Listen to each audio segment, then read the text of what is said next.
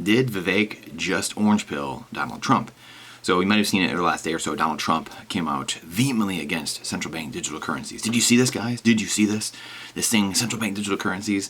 Many of us have been talking about central bank digital currencies for years now, really pre-lockdowns. And this is something that I think is the greatest threat probably to all freedom on the planet, quite honestly. When you can control, a few people at the top can control everyone's transactions, there's no freedom of movement, there's no privacy, your bank account can be censored, frozen. You are really a serf of the state at that point. There's no other way to put it other than that, period. That's the definition of serfdom.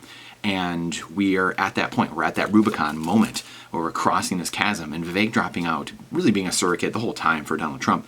He's one of the most brilliant people, and Nolan Bowerly talks about this all the time. He's a guy that can articulate things much better than Donald Trump and not light their brain on fire like Trump can. So akin to an Eisenhower-Nixon situation where Nixon was the up-and-coming, smart, young guy who did a lot of the heavy lifting, where Eisenhower was the older guy, the seasoned veteran. And hopefully going forward, if Trump were to win, he has someone like Vivek, if it's not him, someone very similar to him who can articulate freedom, wealth, prosperity, abundance, liberty, capitalism, all these, sound money, can convey these things where the average person can understand them. And I think Vivek does a very good job of crossing the Rubicon, right? Crossing this chasm between the intellectuals and just the average person who doesn't follow this stuff.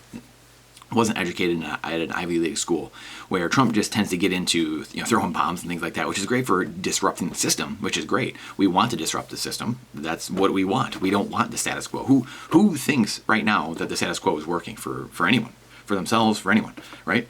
That's because we have capitalism built on faulty monetary system. Period. End of discussion. That's why this happens.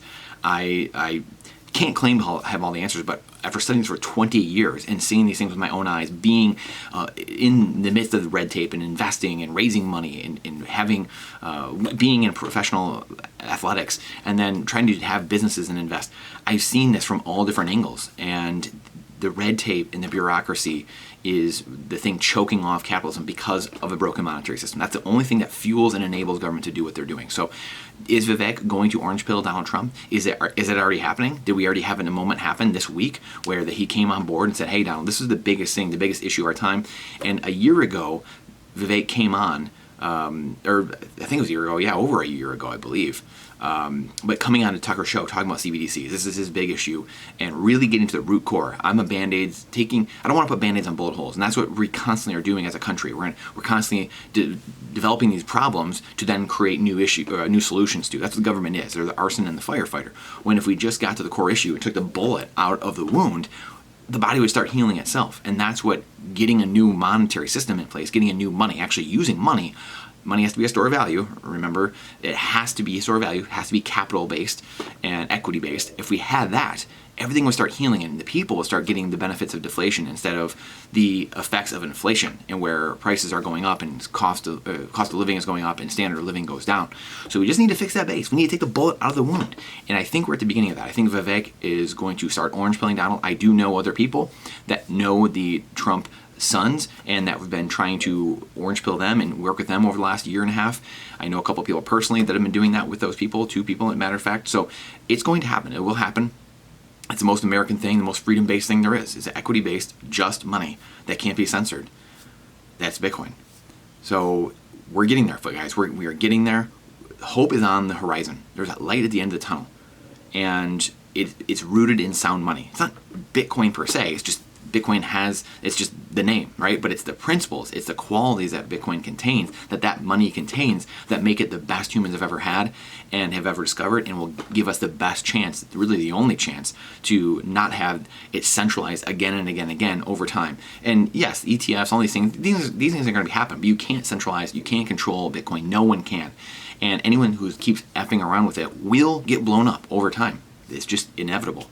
So I appreciate you listening to this. Please share it out. Please let me know your comments. Please let me know what you think. If Vivek's going to be the VP, if he's already orange pilled Donald Trump, if he's going to orange pill Donald Trump, and what you think is going to happen with the election. I'm really curious to get people's thoughts and see what's actually going on. But will this be a good thing? Will we actually finally have true capitalism where it's not built off a faulty monetary system, where we have crony capitalism instead? Question everything with boldness, even the existence of God himself. Trust what I'm saying, but verify. And this is not financial advice, it's freedom advice. And again, please share it out. Please share it out because the algorithm does truly hate truth. See the blog. It's the Substack in our description as well. And if you feel like doing it, please, we welcome any tips, anything you think that is worthwhile for the value that we provide. This is what we do full time. And I look forward to ramping this production up in the future, the things we're doing with Bitcoin trading cards, and getting education and sound money out to the masses. Thank you. See you on the next one.